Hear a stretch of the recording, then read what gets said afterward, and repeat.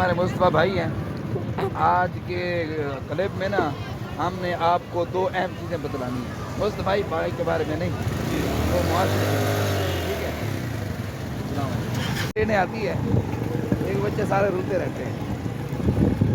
تو یہ اب ہم جی زین صاحب کو لے کے جا رہے ہیں. زین صاحب پیپر کیسے ہوا آپ کا؟ اچھا ہوا, بہترین ہوا ہے.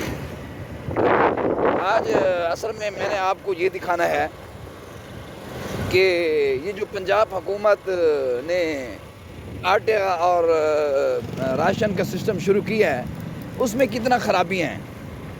بھئی اللہ کے بندے ہو, رمضان سے پہلے بھی تو لوگ کھا رہے تھے. رمضان سے پہلے کوئی لائنیں نہیں تھیں, کوئی راشن نہیں تھا. لیکن ابھی میں آپ کو دکھاتا ہوں کہ اتنی لائنیں یوٹیلٹی سٹور کے اوپر, رش, عورتیں, مرد.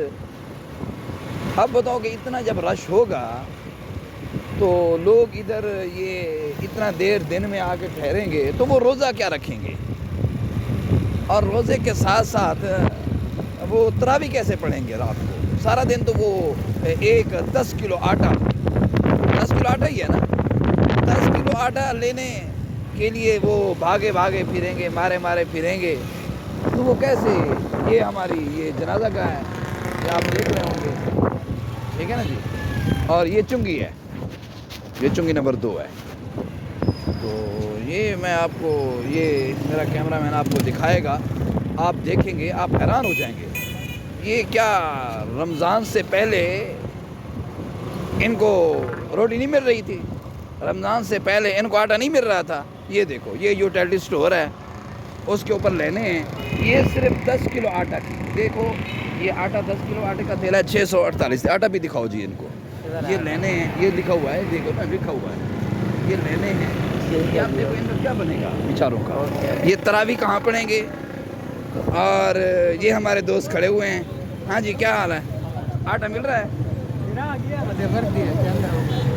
وردی اجبیسی نا مل سی ہیں, زلالت ہیں. جل رات سارا نہیں ایک رہے سے نہیں میرے تراویح کی میں پڑھ سن, روزہ کی میں رکھے سن, رمضان تو پہلے سب کو تھی نہ پہ آئی. چلو ایک تو یہ اہم ایشو تھا جو میں نے آپ لوگوں کو دکھانا تھا, ٹھیک ہے نا زین صاحب. اس کے بعد ایک اور اہم ایشو ہے. ایک ویڈیو دوبارہ شروع کر رہا ہوں, وہ پھر ایڈٹ کر رہے ہیں مسئلہ.